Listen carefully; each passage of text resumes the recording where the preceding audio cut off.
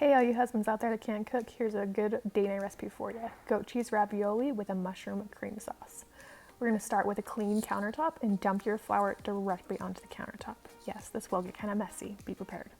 Next, we're going to put some salt on top of the flour, and then you're going to mix it around with your hands. Get in there, make a well, because we're going to add our eggs into there. Make sure the well is big enough that the eggs won't overflow, so they get bigger than you think you need to. Take your eggs and crack 5 of them into a container, like the one here, or a bowl. Then we're going to mix it just until it's mixed up, not too much. Dump it into the flour well and add 3 extra egg yolks. Then we're going to start slowly incorporating flour. You can do it with a fork, or you can kind of push it in with the flour in like you see here. Now, if you get a little egg leakage, that's fine. Dump some flour on it so it doesn't go crazy. Keep mixing with your fork until you can't anymore, and then start mixing with your hands. Pro tip, remove your rings and your watches because they will get disgusting. Now, once you're to this point, you need to knead it for 10 minutes. Yes, 10 minutes. If it gets dry, it's not all incorporated, just splash some water or a little bit of olive oil on there. If it's too wet, put some flour. Then after 10 minutes, wrap it up in some cling wrap or some plastic wrap and let it sit for 30 minutes. We need to let the gluten kind of chill. After 30 minutes, we're gonna get our KitchenAid out and we're gonna start the kneading and the rolling out process. So get that dough out of the cling wrap, put some flour on the counter, cut it into 8 pieces. We just need to make it small enough we can put it through the machine. Make sure those pieces are nice and floured. It'll make it easier. Get out your rolling machine, take off the front part of the KitchenAid, just unscrew it, don't lose it. And then we're going to attach the KitchenAid, and you will have to screw it back on. Don't skip this. It will fall off and you will break it and your wife will be angry. So screw it back on, roll out the little piece of dough, just small enough so you can put it through the KitchenAid. Make sure your KitchenAid roller is put on a 1 and then start the mixer. I do it on a 1 or 2 speed, not too fast or it will go a little crazy. So how this is gonna work is you're gonna roll it out and then you're gonna fold it in half and roll it again. You'll repeat this a couple times on the first level and you move on. So for each level, roll it out, fold it, roll it again a couple times, and keep going. We're gonna go up to a 5. If you like thicker pasta, you can do a 4. I personally like a 5 or maybe a 6. So keep going. If your dough gets a little sticky, just put some flour on it. You can't put too much flour, don't worry about that. Next, we're gonna make the filling.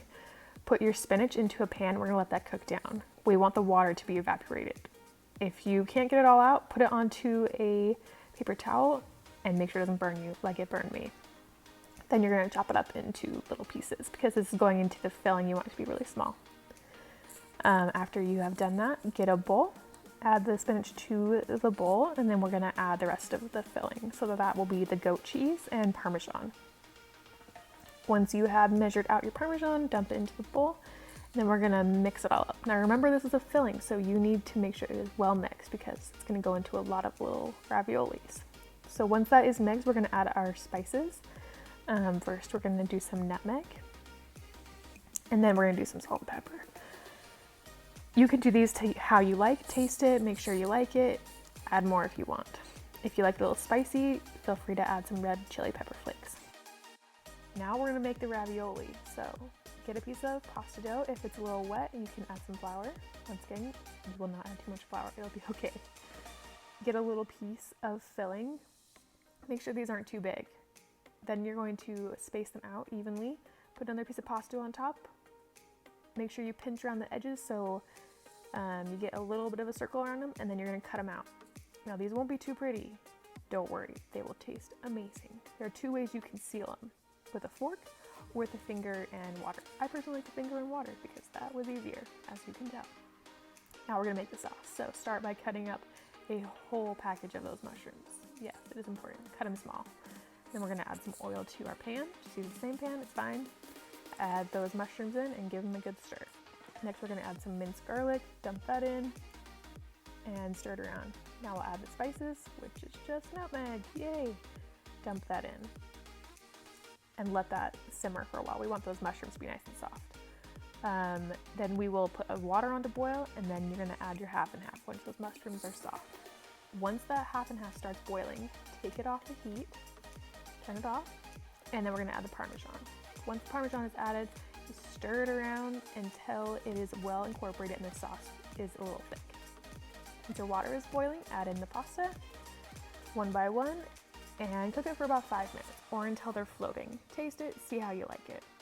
And then just get a slotted spoon and mix it around in that sauce. Plate it up and it will be amazing. Look at that, beautiful. Hope you enjoy.